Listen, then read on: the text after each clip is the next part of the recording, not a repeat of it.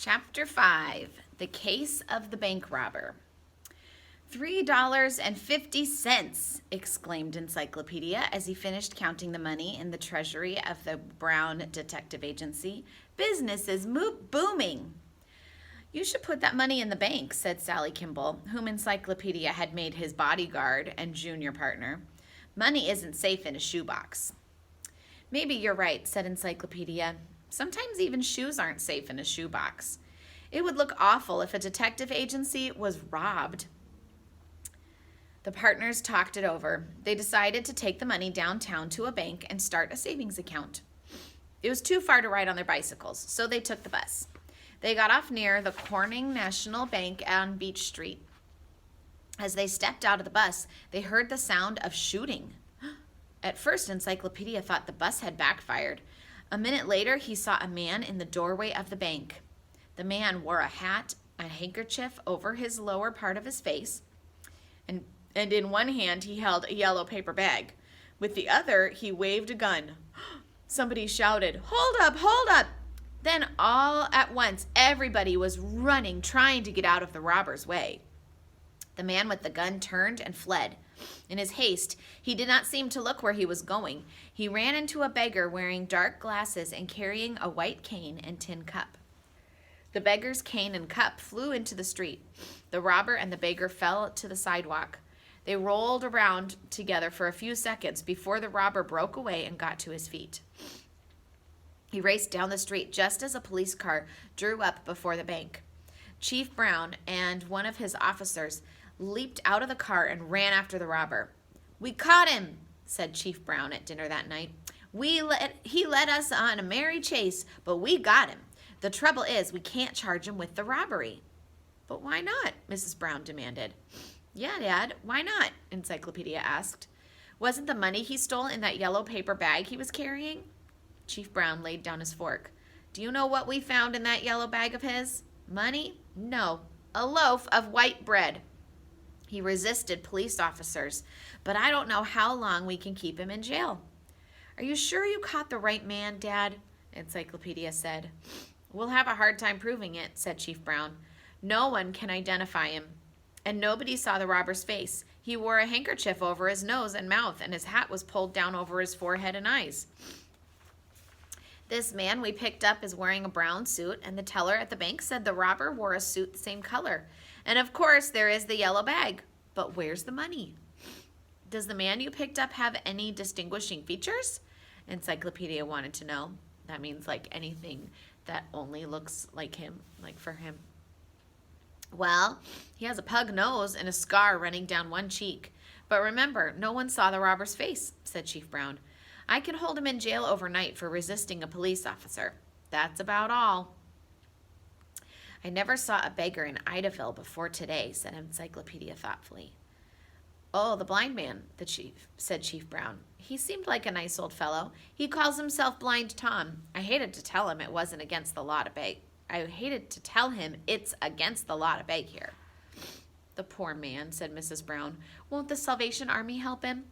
"Yes," replied Chief Brown, "but he said he likes being on his own. He promised to leave town tomorrow." "Where's he staying?" asked Encyclopedia. "At the old Martin Inn," answered Chief Brown. "One of those buildings in the row down by the railroad tracks. Why do you ask? Have you got an idea about this case, Leroy?" "No," mumbled Encyclopedia. Mrs. Brown looked hurt. She had come to expect her son to solve a case before dessert.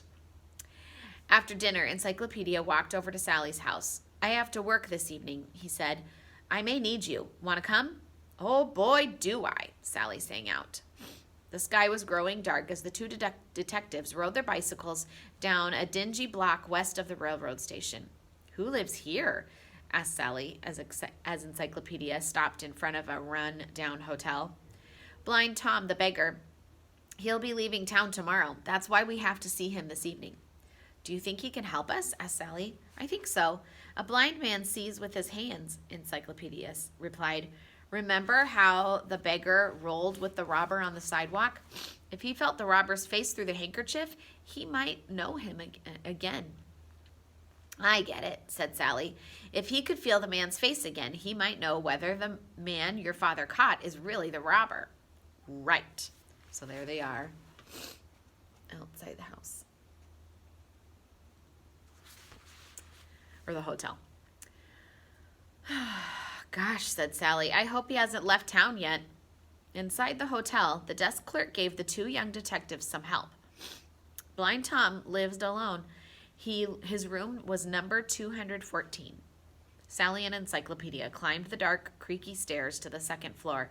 They knocked on the door numbered 214. Nobody answered. Look, the door's not shut, whispered Sally. Shall I? Encyclopedia nodded. I do not recommend doing this yourself. Sally pushed the door till it swung open so they could look into the room. The room was small and shabby. Against the far wall stood an iron bed.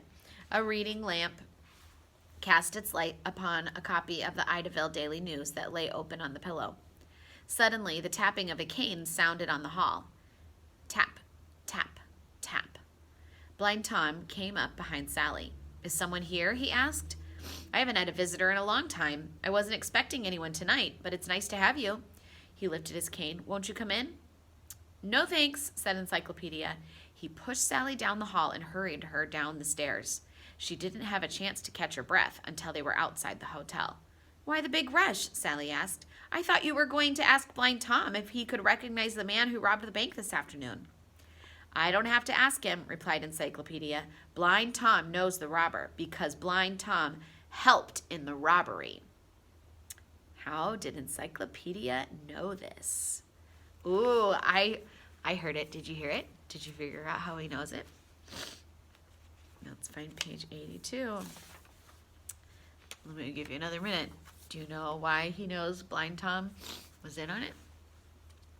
Okay, here's the solution. Blind Tom was not expecting any visitors, he said. He also said he had not had any visitors in a long time. Yet the light in his room was on, and a newspaper lay on the pillow. A blind man does not need a light, and he cannot read a newspaper. That was the key for me, was the newspaper. So Blind Tom was not blind at all. Ooh.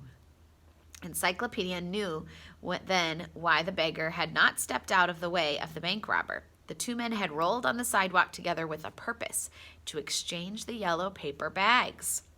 Blind Tom had slipped the robber the bag holding the loaf of bread in order to fool the police if they caught him. The robber had slipped Blind Tom the bag holding the money.